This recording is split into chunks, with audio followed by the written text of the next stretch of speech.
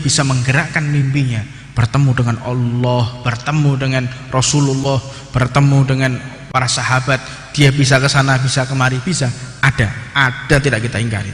Al-Habsyi itu beliau 40 kali bermimpi bertemu dengan Allah 40 kali. Assalamualaikum warahmatullahi wabarakatuh. Bismillahirrahmanirrahim. Alhamdulillahirabbil alamin wassalatu wassalamu ala asrofil anbiya'i wal mursalin sayyidina wa habibina wa syafi'ina wa nuri qulubina Muhammadin sallallahu alaihi wasallam habibir rabbil alamin wa imamul hurri mahjalin wa ala alihi wa sahbihi wasallam amma ba'd. Ya, semoga kita dilindungi oleh Allah Subhanahu wa taala, dijaga keimanan oleh Allah Subhanahu wa taala, dan semoga kita diberkahi oleh Allah, dirahmati oleh Allah, dimudahkan dalam hidup kita, dalam kita beribadah kepada Allah, dalam menjaga keimanan kepada Allah Subhanahu wa taala. Ya, pagi-pagi saya baru bangun tidur, saya dapat WA daripada salah satu jamaah saya. Beliau mengirimkan sebuah cuplikan video, ya, seperti yang tadi kita tonton sebelumnya di situ. Jadi beliau santri saya, jamaah saya, meminta penjelasan daripada saya. Baik, yang pertama, saya menyatakan di sini bahwa saya bukan orang yang alim, bukan orang yang berilmu. Bahkan saya tidak pernah merasa atau tidak pernah mengatakan bahwa saya lebih tinggi ilmunya daripada seseorang atau lebih banyak tahu daripada seseorang, karena ilmu itu milik Allah, dan semua yang ada pada diri kita adalah titipan daripada Allah Subhanahu wa taala, termasuk semua pengetahuan yang kita ketahui adalah bagian daripada tanda-tanda kealiman daripada Allah Subhanahu wa taala. Artinya, setiap ilmu yang ada pada diri kita itu adalah sebuah tanda daripada sesungguhnya tiadalah yang paling alim, tiadalah yang berilmu, tiadalah yang mengetahui kecuali Allah Subhanahu wa taala. Kita hanya dititipi daripada sebagian pengetahuan Allah Subhanahu wa taala. Jadi, daripada cuplikan tersebut yang mana disebutkan bahwa bukan tidak mungkin seorang wali bisa bertemu dengan Allah Subhanahu wa taala di alam dunia, di dalam kehidupannya. Disebutkan bahwa seorang wali di situ walaupun tidak secara zahiriyah, secara jasad, tapi di situ disebutkan bermimpi, melalui mimpi, tapi secara zahiriyah. Ini kalau bagi saya ini tidak harus dijelaskan, tidak harus dipaparkan, karena tidak semua itu bisa disampaikan kepada publik. Kenapa? Karena bisa saja secara umum orang itu belum sampai ke situ pemahamannya, belum sampai ke situ pengertiannya, dan bahkan terkadang kita sendiri pun yang tidak bisa mengartikan daripada apa yang tersampaikan tadi. Seperti itu. Kalau kita bicara, ya, secara hakikatnya, maka ketika disebutkan bahwa dalam mimpi tersebut, mohon maaf sebelumnya, saya bukan tidak percaya dengan siapa Al-Habib Ali bin Muhammad Al-Habsyi. Saya sangat mencintai beliau, sampai sekarang saya tetap menjadi jamaah beliau, dan saya ingin menyambung guru kepada beliau melalui maulid Habsyinya. Sampai sekarang saya memakai maulid Habsyi. Jadi bukan berarti saya ingin mematahkan daripada argumen tadi, cuman saya ingin di sini menjelaskan saja.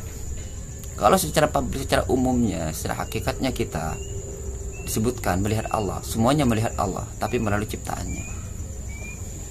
Kita melihat Allah melalui ciptaannya. Dalam arti ketika kita melihat makhluk, maka di situ jadikanlah makhluk tadi sebagai perantara bahwa kita dapat melihat Allah, tapi melalui keyakinan iman. Kalau dikatakan bahwa dalam mimpi pun kita bisa bertemu dengan Allah, apakah kita bisa mempertanggungjawabkan bahasa tersebut? Dan disebutkan di situ secara zahiriyah. Zahiriyah itu dalam bentuk apa? Apakah di situ Allah dalam bentuk cahaya? Itu kita harus ada penjelasan yang jelas supaya orang awam itu tidak menjawab dengan dirinya melalui pikirannya, melalui imajinasinya. Kalau disebutkan berbentuk cahaya, itu hanya penyerupaan. Apakah itu menyerupai Allah?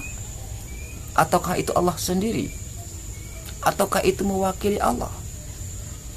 Ini akan menjadi sebuah kerancuan dalam hal umum yang sebenarnya tidak perlu dijelaskan, dipaparkan. Ada hal-hal yang di situ ada batasan dalam ilmu dan pengetahuan yang tidak perlu disampaikan secara umum. Dan kalau saya sendiri menolak, saya sendiri pribadi menolak siapapun kecuali Rasulullah dan para Rasulnya.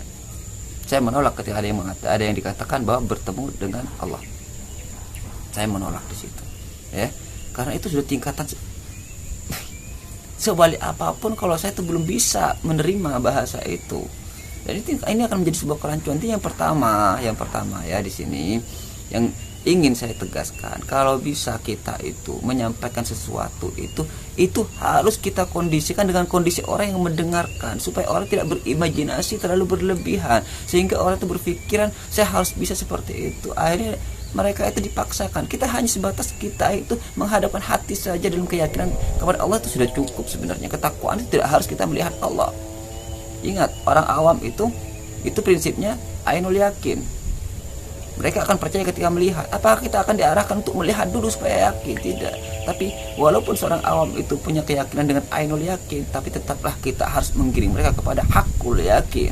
Tidak perlu kita melihat, tidak perlu kita menemukan pembuktian, tapi dengan keyakinan kita cukuplah, dengan keyakinan kita cukuplah untuk beriman kepada Allah.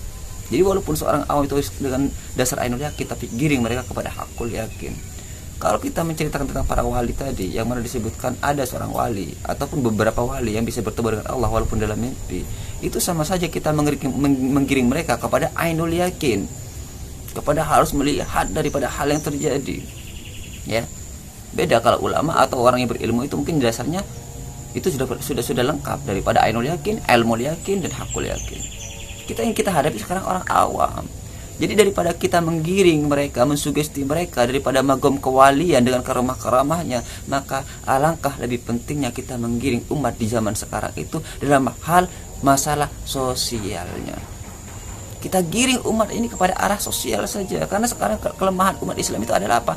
Kurangnya daripada sosial. Kesenjangan sosial ini yang menjadi PR besar bagi ulama-ulama sekarang ini. Adanya perbedaan, adanya kurangnya ukhuwah Islamiyah ini lebih penting daripada tentang hal-hal kewalian.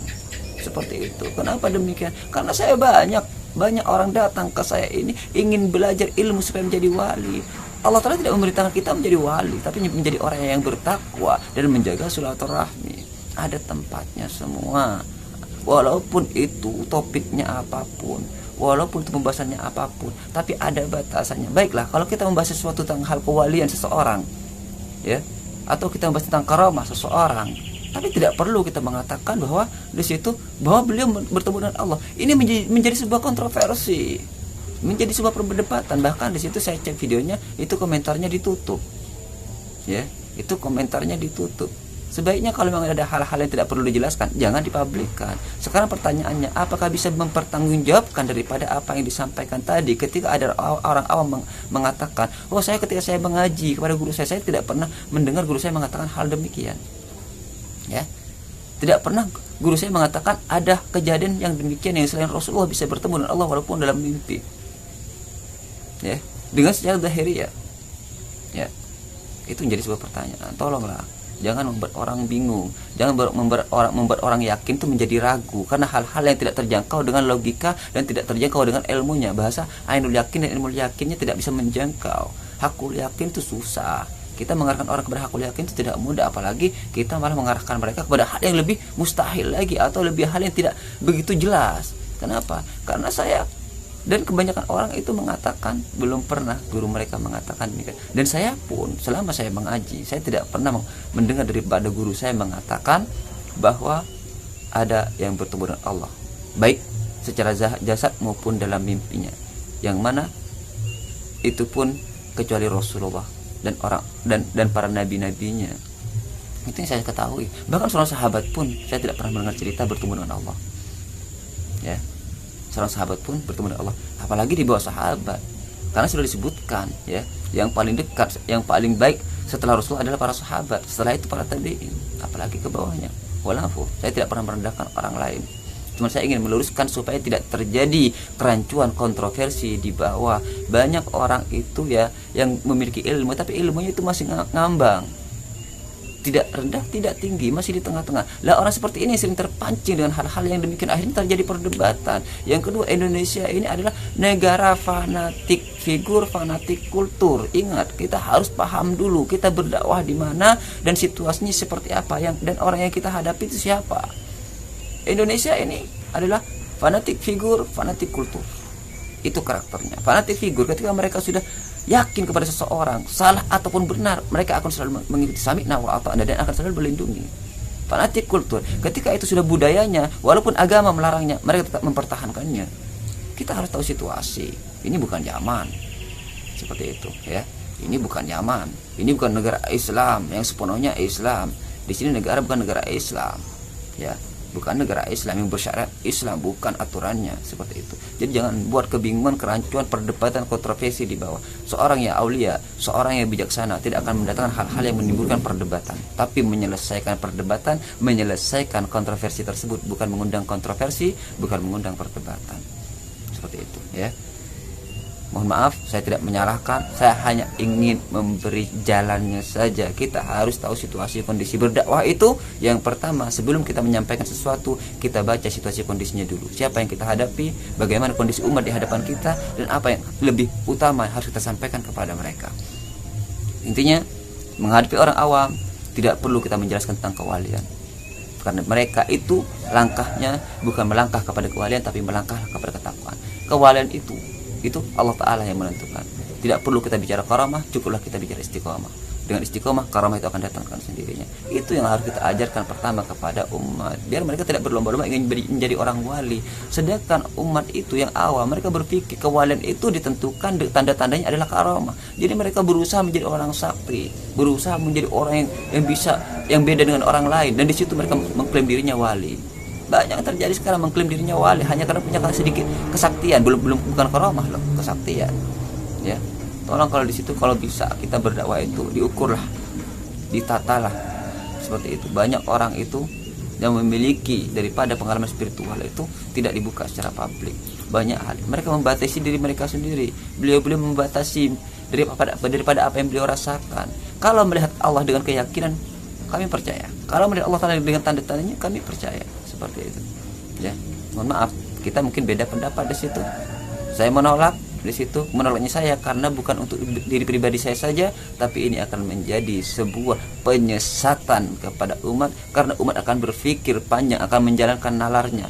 Mereka berpikir ketika mendengar bahasa itu, mereka berpikir seperti apa Allah ketika menemui wali tersebut, seperti apa bentuk Allah ketika menemui wali tersebut, kenapa Allah menemui melalui mimpi, dan apa hendak Allah menemui. Itu akan menjadi pertanyaan panjang dari pikiran mereka yang akan merusak daripada hal yang lebih wajib. Jadi mari kita berdakwah, yang pertama tentang ketakwaan, yang kedua tentang bagaimana kita bersosial.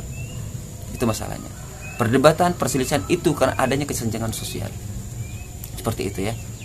Karena ada kesenjangan sosial, kita arahkan kepada dua hal. Yang penting kita sekarang berdoa dua lah. Yang pertama tentang iman, supaya iman itu menggiring kepada ketakwaan. Yang kedua tentang bagaimana ukhuwah Islamiyah, supaya kita bisa menggenggam, menjaga daripada hubungan sosial. Itu sudah selesai, tidak perlu kemana-mana kita. Kalau kita membahas tentang kewalian, ya, kita membahas tentang karamah, kita buat ruang lingkup pribadi tanpa publik, ya, seperti itu. Saya ingin menegaskan di sini, karena mungkin mereka-mereka yang tidak suka dengan saya, dengan apa yang saya katakan, atau yang Islam merasa menyetujui daripada bahasa daripada sebelah, mengatakan mungkin saya dianggap begini. Saya ingin menyatakan satu, guru saya 360 tahun, ya, bertapa di Gunung Lumajang, Kelaka. Beliau Al-Habib Hasan bin Ahmad As-Segaf sampai sekarang belum wafat. Beliau tidak pernah menunjukkan dirinya, ya. Beliau tidak bisa dilihat secara jasad kecuali orang-orang yang beliau kehendaki. Tapi beliau tidak pernah mengatakan bertemu dengan Allah Subhanahu wa taala. Beliau sampai sekarang masih hidup, ya. Beliau sampai sekarang masih hidup, tapi beliau tidak pernah mengatakan saya bertemu dengan Allah, ya. Saya bertemu dengan Allah. Itu yang jadi dasar pertama saya menolak daripada bahasa tersebut, ya. Yang kedua, saya ingin mengatakan di sini, saya sering bertemu dengan Rasulullah. Ada orang yang mengatakan kepada saya, itu Habib apa, wajahnya saja kusut, wajahnya saja kayak gelandangan, wajahnya saja kayak orang tidak pernah mandi. Hah? Kenapa? Karena saya sudah lupa dengan diri saya, karena saya lebih cinta kepada Rasulullah Muhammad SAW. Karena saya sering bertemu Rasulullah, bahkan saya tidak akan mengatakan setiap malam atau setiap hari atau setiap bulan atau setiap tahun. Saya tidak perlu menjelaskan itu. Intinya saya sering melihat Rasulullah. Kalau Anda ingin tahu bagaimana saya melihat Rasulullah, maka Anda tetaplah ketika saya membaca maulid. Seperti itu. Bagaimana wajah saya ketika membaca maulid, bagaimana gembiranya saya ketika membaca maulid. Silahkan tatap wajah saya setelah itu selesai. Tapi saya tidak mau menjelaskan panjang lebar karena ini tidak penting. Yang terpenting kita menjadi orang yang bertakwa, menjaga sosial, seperti itu. Selesai. Paham sampai di sini, ya. Jadi kalau bisa saya semua siapapun mubalik, siapapun pendakwah, tolong kalau memberi penjelasan kepada orang lain batasi, ambil hikmahnya, ya, berikan hikmahnya saja. Saya kasih contoh sedikit saja. Ketika kita membahas seorang Abu Nawas, mungkin itu lebih mengarah kepada kejenakaannya, kelucuannya. Tapi dalam kejenakaan seorang Abu Nawas itu ada ilmu hikmah, ada pelajaran sosial yang sangat tinggi di situ, ada pelajaran hakikat yang sangat tinggi tentang ketakwaan, keimanan daripada ketauhidan yang sangat tinggi. Itu yang perlu kita kenalkan. Ya, itu yang perlu kita kenalkan di situ. Apapun itu, tapi bagaimana apa yang disampaikan oleh kita itu adalah yang sangat-sangat dibutuhkan oleh umat saat ini. Umat sekarang rentan, umat sekarang itu istilah keimanannya sudah mulai lemah. Mereka lebih sibuk dengan duniawi, mereka menggantungkan hidupnya dengan duniawi. Kita arahkan dengan keimanan. Apa yang wajib sekarang ini, inilah yang harus kita sampaikan. Tidak perlu kita membahas sesuatu yang tidak dibutuhkan umat saat ini. Kalau umat lapar jangan dikasih air, kalau umat haus jangan dikasih nasi. Seperti itu selesai, efektif. Nah, disitulah kalau kita sebagai pendakwah sampaikan ilmu, kalau kita sebagai seorang mursyid maka bimbinglah umat seperti itu. Mungkin sampai di sini paham. Ini sudah 15 menit. Ya, satu hal saya tidak mau saya komentarkan, saya tutup. Saya tidak akan membuka komentar. Kenapa? Karena saya sudah mengatakan Indonesia ini adalah fanatik figur, fanatik kultur. Kalau sudah ada bahasa fanatik, maka di situ ada pembelaan buta tanpa ada dasar. Dan biasanya mereka itu yang sibuk menilai seseorang adalah mereka yang belum paham tentang ilmu yang sedang dibahas dan disebutkan. Jadi daripada mengarahkan kepada hal-hal yang lebih negatif, lebih jauh, apalagi mengarah kepada kemurtatan yang kita bicara tanpa punya dasar, kita berbicara tanpa kita bicara ilmu tanpa dasar ilmu, atau kita bicara tentang keyakinan tanpa punya keyakinan, maka di situ akan mengarahkan kepada kesesatan. Jadi saya tidak mau dengan bahasa dilun mutilun kita dalam keadaan sesat, tapi kita juga mengarahkan orang lain untuk sesat seperti kita. Saya tidak mau. Jadi saya tutup komentar karena saya tahu yang saya hadapi sekarang siapa. Yang saya hadapi sekarang orang besar, orang masyhur, yang saya bukan siapa-siapa. Otomatis akan banyak pembelaan dengan pembelaan yang buta, hanya berdasarkan kecintaan tanpa berdasarkan ilmu, tanpa berdasarkan pengetahuan, tanpa berdasarkan dalil yang jelas. Sekian dari saya. Wassalamualaikum warahmatullahi wabarakatuh.